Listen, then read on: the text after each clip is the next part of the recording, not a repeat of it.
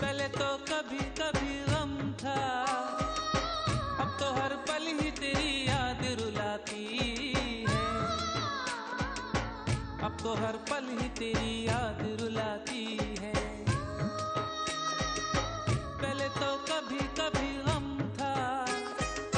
जो भी कसमें खाई थी हमने, वादा किया था जो मिलके, तूने ही जीवन में लाया था मेरे सवेरा। क्या तुम्हें याद है?